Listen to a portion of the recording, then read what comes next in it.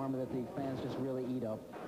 If there's any edge at all, I would have to give it to Collins. I think he takes a little bit better punch than Luis Resto, and I think he punches a little harder with one punch. It would, in fact, be a punch-drunk night, with the consequences landing far beyond the ropes. But the seeds of how Collins would handle himself were sown long ago in Tennessee. I preached to him all as a little boy. Never quit in a fight. Never showed afraid, and always be game and courageous. Billy grew up on the outskirts of Nashville. His father was a truck driver, his battered nose the only remnant of his career in the ring. From the time Billy was 10, Collins Sr. had him sparring. He trained in a ring on the poor side of town. When I first met him and started going out with him, he wouldn't take me in his house, and he would make up excuses. I mean, he'd always have an excuse for something. But then finally, after we had been together a while, I was just embarrassed. I don't want anybody to know how I live. The floor was dirt. I mean, it was the bottom of the barrel. The only person to ever challenge this father-son dream was a 17-year-old girl named Andrea. His father told him to never marry me. He was afraid that getting married would ruin his career. When Billy Ray Collins entered the ring with Luis Resto, Andrea was home in Nashville 9 months pregnant. It was just another fight, and she had every expectation that he would win. He had been undefeated, so she barely watched the rounds as they were broadcast on TV. It was a very rough physical fight, and in the early rounds there was no sign that Billy was headed for disaster. But as the fight wore on, his face began to bruise up. Every time he got hit by Luis Resto, it was like Resto's fist left an impression. But these are the kind of punches, Tim, that can be detrimental to a fighter's career. And after a while, the cheekbones and the eyelids and all around this whole area just began to blow up and turn purple. And you could see that something severe was happening. At the end of the fight, as Billy lurched around the ring, even the sport commentators were beginning to think something was terribly wrong. I mean, Collins taking some heavy punishment here. I feel the fight should be stopped. The brawl between Resto and Collins went the full 10 rounds. It wasn't a fight, it was a massacre.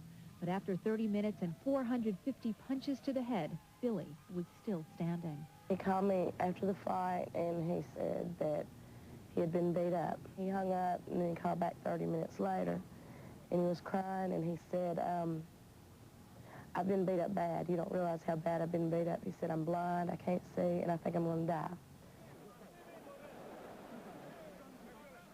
It was Billy's dad, the man who'd spent 10 years building his son's career, who was the first to discover Luis Resto's gloves were missing 1/3 of their padding.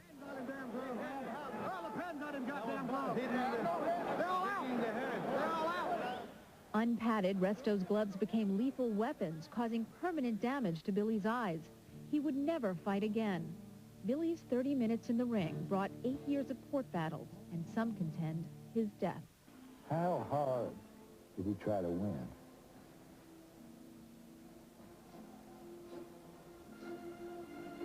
Fighting a man with bad knuckles. Well,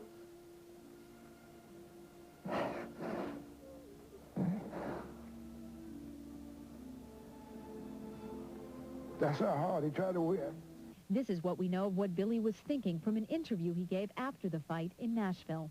It seemed like every time he hit me, I could feel knots come on my head, and my eyes already started to swell about the 4th, 5th round, and I just couldn't figure it out, and he gave me some good body shots, and I'd never been hit like that before in my life, and I just thought something there. I didn't really think, I just kept on trying to do my job. As a result of the fight, an investigation was held.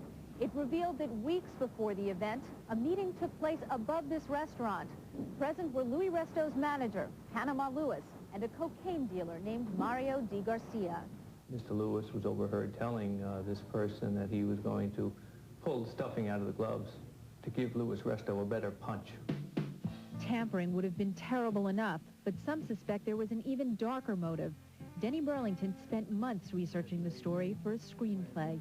I suspect that there were heavy bets made on a knockout, on a win, and that someone somewhere decided, hey, if we can't on this guy, let's make some money on him and get rid of him. The night of the fight, Prosecutor Wilson says this is what happened during a 15-minute time frame when there were no boxing inspectors in Resto's room. So what did he actually do? What we found out was that Panama Lewis went into the men's room and cut holes in the gloves of Luis Resto. They removed about an ounce of horsehair from the inside of the gloves, from the punching surface, and then discarded virtually all of the horsehair inside that toilet. Ripping out the padding. A little bit more, and it's right in that. Now, that was less than about 20 seconds. Now he goes and he does the other glove. Shouldn't somebody have been responsible for checking those gloves? Back in 1983, before I was in charge of the commission, the glove man hired by the promoter was. And apparently what he did, he gave the gloves to the camp of Luis Resto and Panama Lewis, perhaps before he should have. Unbelievably, at that time, the inspectors were not required to touch the gloves once they were on the boxer's hands. Luis Resto and Panama Lewis were indicted by a federal grand jury. They were sentenced to less than 3 years in prison. Charges were dropped against the glove inspectors, and Billy's family received no compensation. They lost more than money. They lost Billy himself. After he got back, things started getting worse and worse between us. He started hitting me a lot, and he would cry for days. He did drugs. He drank. Andrea says the last night of Billy's life, he fought the man who taught him how. The fight was over her, the one thing to come between himself and Collins Sr. Well, Billy loved his father, but he never really stood up to him. I think that night, what they were arguing about, Billy stood up to his father. Drunk and angry, Billy drove away into a ditch, known in the area for the past 100 years as Collins Creek.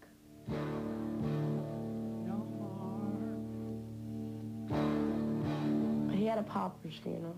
We had boxers coming from Hawaii. We had boxers coming from everywhere. It was a huge funeral. Screenwriter Susan Sachs tells Collins Sr.'s side of the story. Does he take any responsibility for what happened to his son in the ring?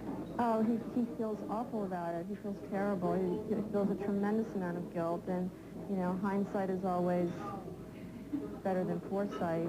Mr. Collins was not willing to speak with us about this issue, but Billy's mother had this to say in an interview in 1984.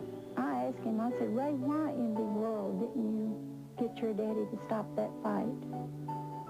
And he told me, he said, Mama, I'd rather die than stop that fight. Yeah, I think he should have stopped it. But, you know, I mean, he was the manager and the trainer. He was the professional there, not me. I know what I saw. Andrea has a more frightening explanation for why Billy went round after round against Resto. It goes back to his childhood when his father trained fighting pit bulls. When Billy was young, his father trained dogs to be fierce. Billy was trained in the same way to be fierce, to fight to the death. This is a story without any silver lining. Panama Lewis, Luis Resto's trainer and the man held responsible for actually taking out the stuffing, has been relicensed in Pennsylvania, and he is now helping to train Mike Tyson. Don King, Tyson's promoter, refused to allow me to speak with Panama Lewis. New York Boxing Commissioner Randy Gordon says Lewis will never get a license in New York, however, while he remains the commissioner.